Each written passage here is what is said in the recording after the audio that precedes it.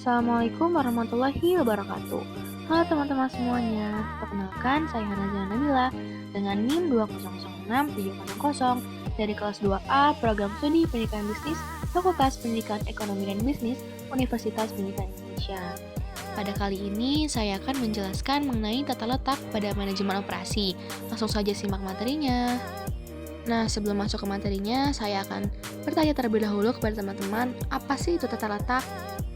Jadi, tata letak itu adalah suatu keputusan penting yang menentukan efisiensi operasi secara jangka panjang.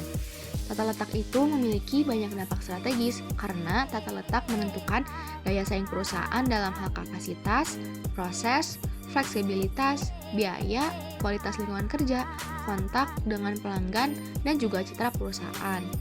Tata letak yang efektif akan dapat menunjang pelaksanaan strategis bisnis yang telah ditetapkan perusahaan, apakah diferensiasinya, low cost-nya, ataupun respon yang cepat. Menurut Render dan Heiser tahun 2005, diterjemahkan oleh Dwi Anorguati dan Indra Al-Mahdi, mendefinisikan tentang layout sebagai berikut. Tata letak merupakan salah satu keputusan yang menentukan efisiensi operasi perusahaan dalam jangka panjang. Menurut Lee Krawczewski dan Larry Richman dan juga Manj Malhotra tahun 2007, yang artinya tata letak adalah suatu perencanaan yang melibatkan keputusan mengenai penyusunan dan penataan tata letak dari suatu pusat aktivitas ekonomi yang dibutuhkan oleh setiap fasilitas yang memiliki berbagai macam proses.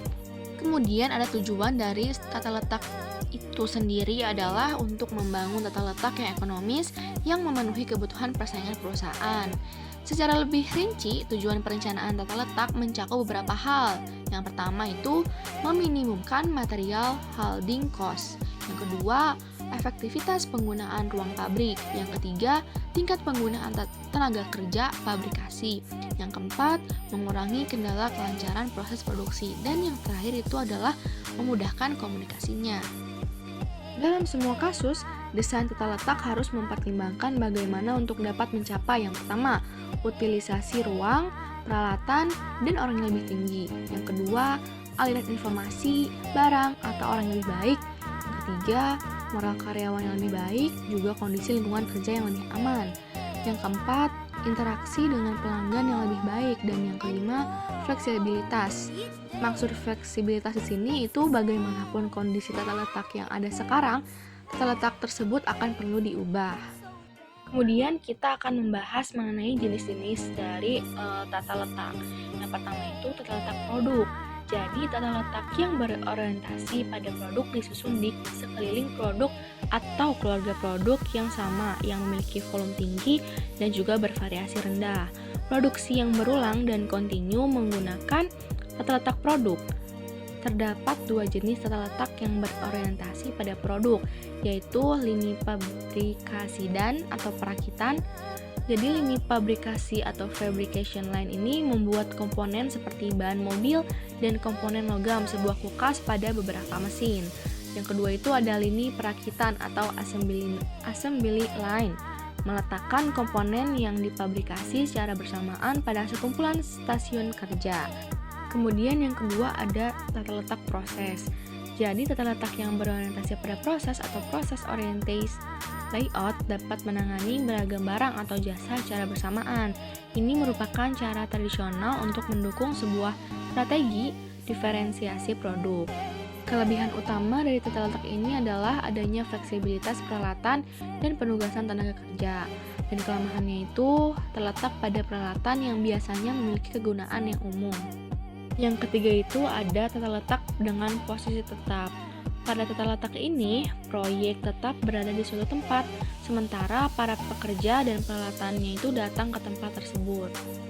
Contoh jenis proyek seperti ini adalah proyek pembuatan kapal, jalan layang, jembatan, rumah, dan meja operasi di ruang operasi rumah sakit.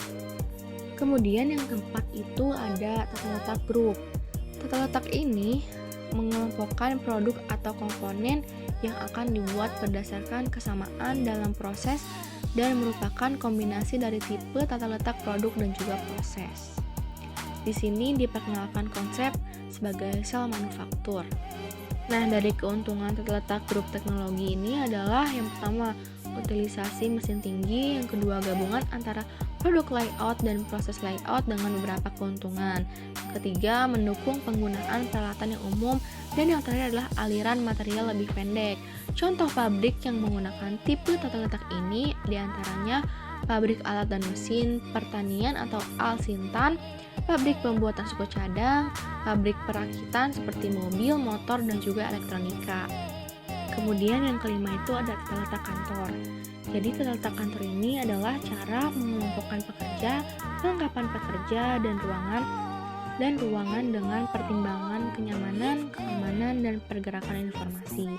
Hal yang membedakan antara layout kantor dan pabrik adalah pada kepentingan informasinya.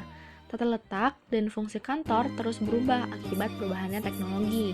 Walaupun begitu, analisis tata letak kantor masih memerlukan pendekatan berbasis tugas, koresponden lewat kertas, kontrak, dokumen hukum, dokumen klien, naskah cetak, gambar, dan desain masih memegang peranan besar di banyak kantor.